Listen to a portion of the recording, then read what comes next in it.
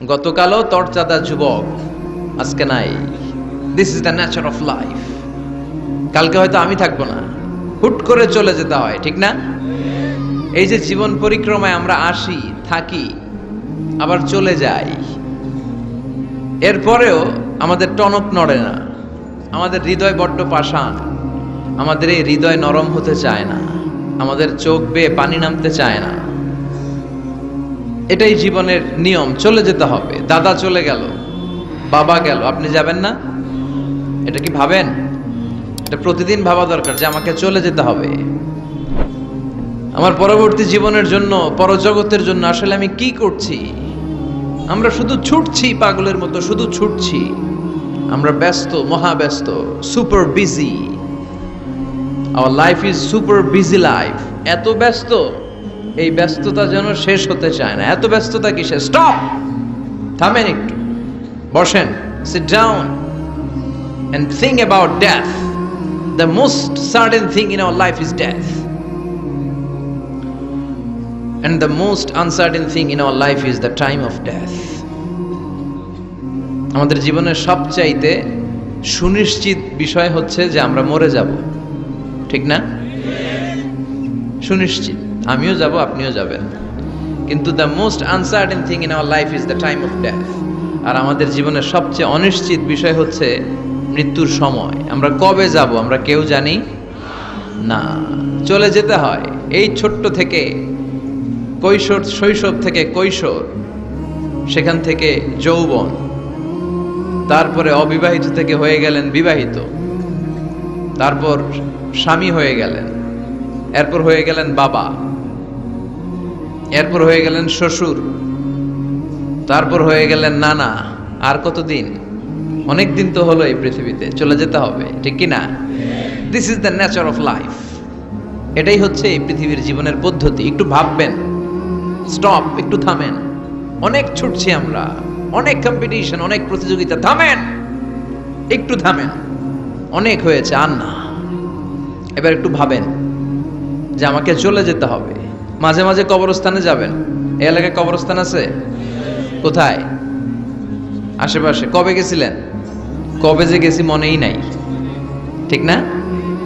কবরস্থানে যাওয়ার সময়টাও হয় না। একটু যাবেন, যে তাকাবেন যে শুয়ে আছে এখানে, ছোট বাচ্চারা শুয়ে আছে, আমার মতো যুবকরা শুয়ে আছে, বৃদ্ধরা শুয়ে আছে। এখানে যারা ছিল এরাও আমার মতো হুন্ডা হাঁকিয়ে বেড়াতো। এখানে অনেক যুবক শুয়ে আছে যাদের রক্ত আমার চেয়ে বেশি গরম ছিল, যারা বাপের বেটা পালোয়ান ছিল। আজকে সব শেষ, কিচ্ছু নাই, শুধু অন্ধকার আর অন্ধকার। এই অন্ধকার যেন শেষ হতে চায় না। এজন্য একটু থামেন, একটু ভাবেন। Ponder on it, ponder on death, think about the death. মৃত্যু নিয়ে একটু ভাবেন। এই পৃথিবীর এই মরীচিকা, এই লোভ, এই লালসা, এই প্রতিযোগিতামূলক পৃথিবীর মায়াজালে আর কতদিন? একটু ভাবেন যে আমাদেরকে চলে যেতে হবে। এই কথাটাই মূলত আল্লাহ সূরাতে আমাদেরকে মেসেজ আকার দিয়েছেন, ঠিক কি না? সূরার নাম হচ্ছে সূরাতুত তাকাসুর। কি নাম? কথা বলেন। তাকাসুর। তাকাসুর মানে হচ্ছে বেশি বেশি পাওয়ার লোভ। আরো লাগবে। খেতে পারে 5টা, হাতে নিয়ে রাখছে 10টা, কয় আরো দে। আছে না নাই? আমাদের দেশে বিভিন্ন দোয়া অনুষ্ঠান হয় না? দোয়ার পরে জিলাপি দেয়। আপনাদের এদিকে কি দেয়? জিলাপি দেয়। তো ছোট বাচ্চারা দেখবেন কয়েক জায়গায় জিলাপি দেয়, তো এদিকে 5টা নিচে, ওদিকে 5টা, ওর হাতে আর জায়গা হয় না, এরপর আরো নিতে গেছে ওই জায়গায়। আছে না নাই? এটা হচ্ছে মানুষের বৈশিষ্ট্য। মানুষ আরো চায়, যার আছে বেশি চায় বেশি। যার যত আছে তার তত চাহিদা। যার সাইকেল আছে সে হুন্ডা চায়, ঠিক কিনা? যার হুন্ডা আছে সে প্রাইভেট কার চায়, চায় না? যার প্রাইভেট কার আছে সে প্লেন চায়। একটা প্লেন যদি থাকতো আমার, খালি উঠতাম আকাশে। যার প্লেন আছে ও হেলিকপ্টার চায়, ঠিক কিনা? এই যে চাওয়া, আরো লাগবে, আরো আরো।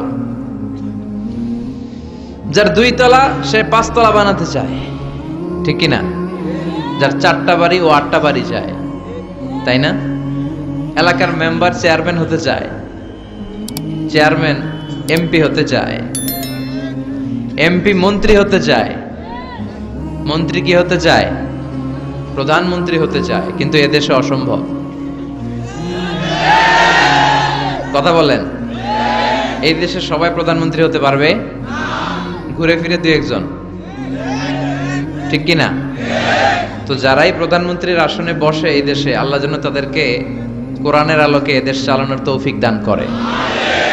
তাহলে যার আছে যত বেশি, তার চাহিদাও তত বেশি। এজন্য বিষ্ণু বলেছেন, উনজুর ইলা মান হুয়া আসফালা মিন, তোমার চেয়ে যে নিচে আছে তার দিকে তাকাও, তোমার চেয়ে যে উপরের দিকে আছে তার দিকে তাকিও না।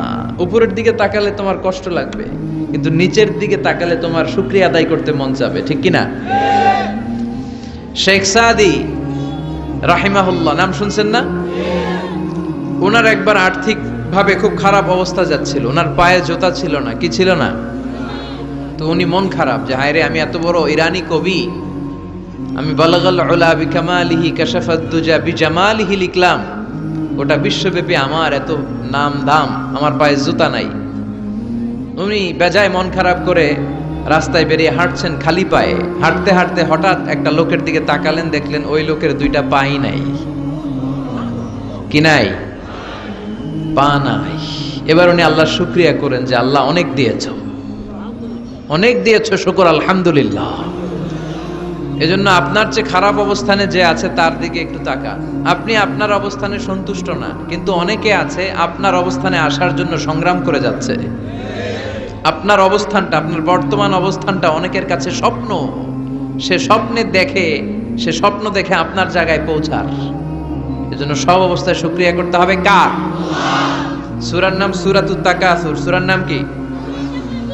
তাকাসুর মানে বেশি বেশি চাওয়া। মানুষের স্বভাব হচ্ছে মানুষ বেশি বেশি চায়। রব্বুল আলামিন বলেন, আলহাকুমুত তাকাসুর হাত্তা যুরতুমুল মাকাবির। দুনিয়ার লোভ লালসা, বেশি বেশি পাওয়ার আকাঙ্ক্ষা তোমাদেরকে একেবারে গাফেল বানিয়ে দিয়েছে। এই গাফলতি কোনোদিন তোমাদের কমবে না যতদিন না তোমরা কবরের বাড়িতে ঢুকবা। কার কথা?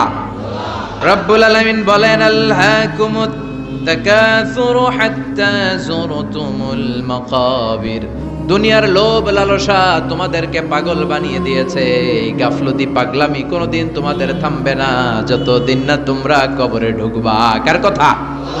কবরে আমাদের ঢুকাই লাগবে, বাঁচার কোনো উপায় আছে? একদিন মাটির ভেতরে হবে ঘরে মন আমার, কেন বান্ধ দালান ঘর, প্রাণ পাখি উড়ে যাবে পিঞ্জর ছেড়ে। ধরা ধামে সবই রবে, তুমি যাবে চলে। বন্ধু বান্ধব যত, মাতা পিতা দ্বারা সুত, সবই হবে তোমার পরে মন আমার, কেন বান্ধ দালান ঘর। একদিন মাটির ভেতরে হবে ঘরে মন আমার, কেন বান্ধ দালান ঘর। ঠিক কিনা? মাটির ভেতরে আমাদের যাওয়াই লাগবে, বাঁচার কোনো উপায় আছে? এজন্য রব্বুল আলামিন বলেন, দুনিয়াতে বেশি বেশি লাগবে, আরো বেশি চাই। এই প্রাচুর্যতার লোভ, সম্পদের লোভ, ক্ষমতার লোভ তোমাদেরকে একেবারেই গাফেল বানিয়ে দিয়েছে। আখিরাতকে একেবারে বেমালুম তোমরা ভুলে গিয়েছো। তোমাদের গাফলতি কমবে না যতদিন না তোমরা কবরের ভিতরে ঢুকবা। ঠিক কিনা? কবরে ঢুকার আগ পর্যন্ত এই যে আমাদের আরো চাই, আরো চাই, আরো লাগবে, এটা কোনোদিন কমবে না। একমাত্র কবরই পারে আমাদেরকে স্তব্ধ করে দিতে, আমাদেরকে থামিয়ে দিতে পারে শুধুমাত্র কেবলমাত্র কবর। চিল্লায় বলেন ঠিক কিনা? ওই কবরে ঢোকার আগ পর্যন্ত খালি হাত পাতে, আরো দাও, আরো দাও। যারা হাত পাতে এদেরকে আরবিতে বলে ফকির। কি বলে? আল্লাহ বললেন, তোদের স্বভাব হচ্ছে ফকিরদের স্বভাব। কার কথা? ইয়া আইয়ুহান الناس أنتم الفقراء إلى الله والله هو الغني الحميد। ও দুনিয়ার মানুষেরা, তোমরা সবাই ফকির, আসল ধনী একজন। চিল্লায় বলেন তিনি কে? তিনি হচ্ছেন আল্লাহ। তিনি কারো কাছে চায় না, আর সবাই তার কাছে চায়। ঠিক কিনা? আমাদের স্বভাব আরো চাই, আরো চাই, আরো চাই। এই স্বভাবটা আমাদের পাল্টাতে হবে। আপনি একটু যোগ বিয়োগ দিবেন যে সুখে শান্তিতে, সুখ শান্তি খুব আপেক্ষিক বিষয়। খেয়াল রাখবেন, সুখ শান্তি টাকা দিয়ে কেনা যায় না, এই কথাটা মনে থাকবে। আপনার যদি টাকার পাহাড় হয়, খেয়াল করে বুঝেন, আপনার যদি টাকার পাহাড় হয়, সম্পদের পাহাড় হয়, আপনি গাড়ি কিনতে পারবেন, বাড়ি কিনতে পারবেন, কিন্তু সুখ কিনতে পারবেন না। সুখ কিনতে পাওয়া যায়? আছে ফেনীতে সুখ এন্টারপ্রাইজ আছে, যে জায়গায় সুখ বিক্রি করে। তাহলে আজকে নিয়ে যাব আমি গাড়িতে কইরা কয়েক কেজি। আছে আছে না, সুখ কিনতে পাওয়া যায় না, এটা আপেক্ষিক বিষয়। আবার আপনার যদি অনেক টাকা হয়, পয়সা হয়, আপনি খেয়াল রাখবেন, আপনি খাট কিনতে পারবেন, দামি কম্বল কিনতে পারবেন, বালিশ কিনতে পারবেন, কিন্তু ঘুম কিনতে পারবেন না। ঘুম কিনতে পাওয়া যায়? ফেনীতে কেউ বেছে ঘুম? আপনি যদি ডাক্তারের কাছে যেয়ে বলেন, ডাক্তার সাহেব আমারে 5 কেজি ঘুম দেন, ডাক্তার কবে ধুর মিয়া আমারই ঘুমে ধরে না, আমারই মাঝে মাঝে টেনশনের চোটে ঘুম আসে না, আপনারে কি দিব ঘুমের।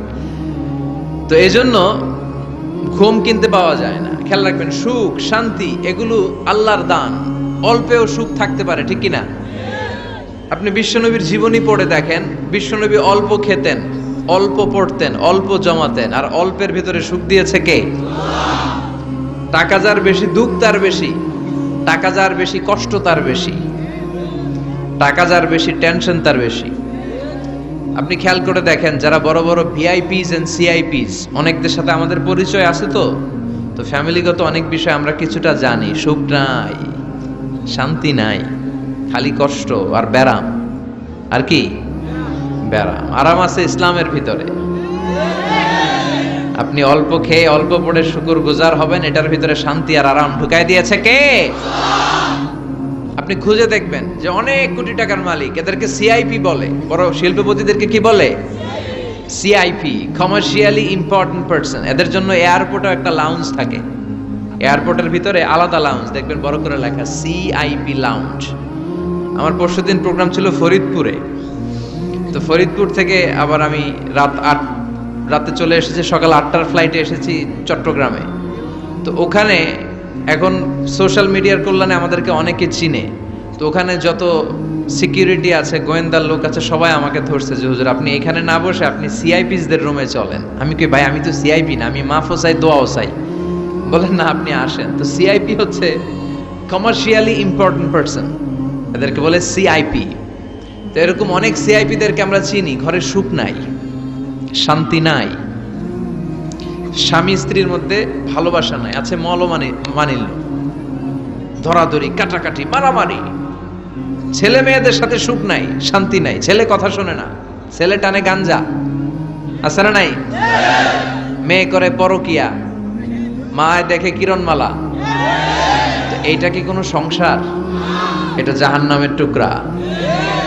আচ্ছা এবার আসেন, অল্প পয়সার মানুষ যারা ফ্যাক্টরিতে কাজ করে, রিক্সা চালায়, কুলি মজুর, দেখেন এদের রোগ বালাই নাই, কষ্ট নাই, ঘরে শান্তি, নিজেও নামাজ পড়ে, আবার ফ্যামিলিতে যারা আছে ওরাও নামাজ পড়ে, ছেলেটাও নামাজ পড়ে, মেয়েটাও নামাজ পড়ে, ছেলেটাও সূরা ফাতিহা পড়ে, মেয়েটাও পড়ে, আলহামদুলিল্লাহ বলে। এটারে সুখ বলে। সুখ চিনে নিয়ে যান, এটারে টাকা দিয়ে কিনতে পাওয়া যায় না। যারা ধনী, এই সিআইপিসদের টেনশন বেশি, এদের রোগ বেশি, এমনকি এরা খেতেও পারে না। ডাক্তার তাদেরকে খুবই রেস্ট্রিক্টেড একটা ডায়েট প্রেসক্রাইব করে। ডাক্তাররা বলে আপনি গোশত খাবেন না, মাছ খাবেন না, আপনি খাসি খাবেন না, চিংড়ি খাবেন না, শুধু খাবেন ঘাস, শুধু খাবেন সবজি, ভেজিটেবল। খুবই রেস্ট্রিক্টেড ডায়েট। ভেজিটেবল খেতে পারে, অল্প লিমিটেড কিছু ভাত খেতে পারে, রুটি খেতে পারে। তার মানে খাওয়াতে সুখ নাই, ফ্যামিলিতে সুখ নাই, রাতে চোখে ঘুম নাই, ঠিক কিনা? ঘুমের ট্যাবলেট 4টা 5টা খেয়ে এরা ঘুমাতে যায়, এরপর লাফ দিয়ে ওঠে, আছে না নাই? কিন্তু ঘুমের জন্য যে ট্যাবলেট লাগে এটা রিকশাওয়ালারা জানেই না। সুবহানাল্লাহ পড়েন। This is called peace. এটার বলে শান্তি। এই শান্তি দেওয়ার মালিক কে? এজন্য রব্বুল আলামিন বলেন আল্লাহকুমুত তাকাসুরু হাত্তা যুরতুমুল মাকাবির। দুনিয়ার লোভ লালসা তোমাদেরকে পাগল বানিয়ে দিয়েছে। এই পাগলামি কমবে না যতদিন না কবরে ঢুকো। কবরে ঢোকার আগ পর্যন্ত এই চাই চাই আরো লাগবে, এই মানসিকতা মানুষের থামবে না। মানুষ শুধু কম্পিটিশন করতে পছন্দ করে, ওর 5 তলা আমার লাগবে 10 তলা। কম্পিটিশন আছে না নাই? ফেনী শহরে আগে 10 তলা কোনো বিল্ডিং ছিল 20 বছর আগে? কথা বলেন, এখন আছে না নাই? ঢাকা শহরে আজ থেকে 20-25 বছর আগে 10 তলা 15 তলা বিল্ডিং খুঁজে পাওয়া যেত সহজে। এখন অলিতে গলিতে বিল্ডিং এর জন্য হাঁটাই যায় না। চিল্লায় বলেন ঠিক কিনা? বিশ্বনবী বললেন ওয়ান্তাল হুফাতাল উরাতাল আলাতা রিয়া আশ-শাইয়াতাতাওয়ালুনা ফিল বুনিয়ান। কিয়ামতের আগে দেখতে পাবা কিছু লোক যাদের পেটে খাবার ছিল না, গায়ে দেওয়ার মতো জামা ছিল না, সমাজে তাদের কোনো ধরনের নাম আর ডাক ছিল না, তারা হু হু করে বড়লোক হয়ে যাবে। They will start to construct high rises buildings in the cities. শহরে বড় বড় বিল্ডিং টাওয়ার বানানোর প্রতিযোগিতা শুরু করবে। চিল্লায় বলেন ঠিক কিনা?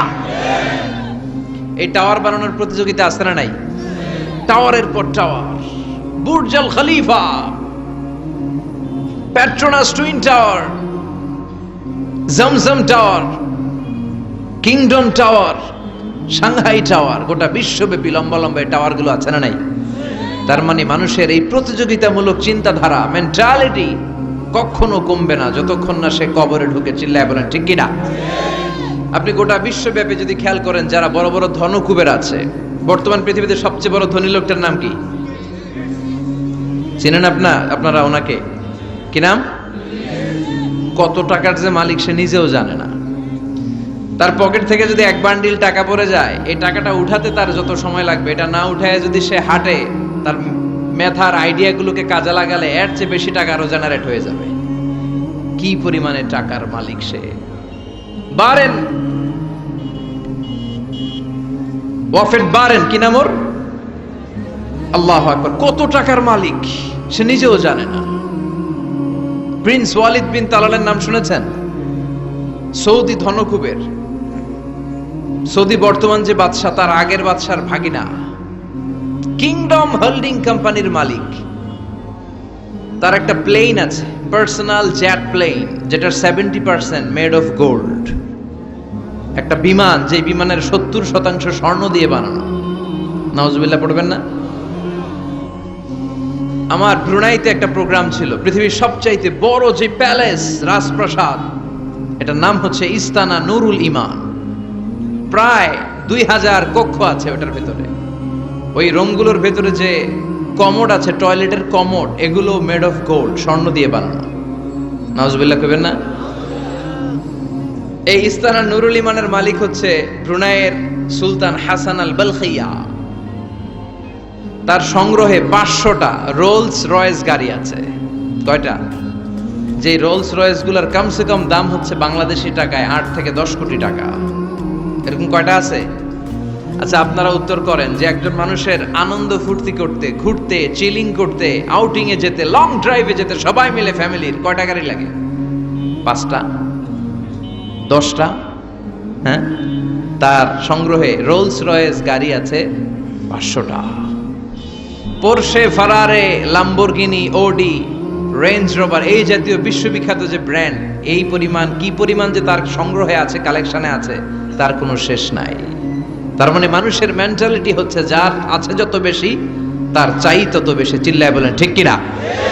এজন্য রাব্বুল আলামিন বলেন আল্লাহকুমুত তাকাসুরু হাত্তা যুরতুমুল মাকাবির। তোমাদের দুনিয়ার লোভ লালসা কোনোদিন কমবে না যতক্ষণ না তোমরা কবরের বাড়িতে ঢুকবা।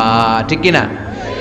এই কবরে ঢোকার আগ পর্যন্ত মানুষের সম্পদ আর অর্থের প্রতি লোভ লালসা আকাঙ্ক্ষা কখনো কমবে না। খেয়াল রাখবেন, সম্পদ উপার্জনে ইসলাম বাধা দেয় না। আপনি যদি হালাল পন্থায় উপার্জন করতে চান, এটারে হালাল রেখেছে কে? সম্পদ আপনি উপার্জন করবেন, খরচ করবেন, আপনার উপর যাকাত ফরজ হলে যাকাত দিয়ে দিবেন, কিন্তু সম্পদকে হৃদয়ে স্থান দেয়া যাবে? হৃদয়ে থাকবে কার ভয়? চিল্লায় বলেন কার? যাদের হৃদয়ে আছে আল্লাহর ভয় তারা কভু পথ ভুলে যায় না। আল্লাহর প্রেম ছাড়া এই দুনিয়ায় কারো কাছে কোনো কিছু চায় না। রাতের আধারে যারা সেজদাতে রয় দু চোখের শ্রুতে নদী যেন বয়। ছলনার হাতছানি যতই আসুক পেছনে ফিরেও সে তাকায় না। যাদের হৃদয়ে আছে আল্লাহর ভয় তারা কভু পথ ভুলে যায় না। আল্লাহর প্রেম ছাড়া এই দুনিয়ায় কারো কাছে কোনো কিছু চাই না, কারো কাছে কোনো কিছু চাই না। ঠিক কি না?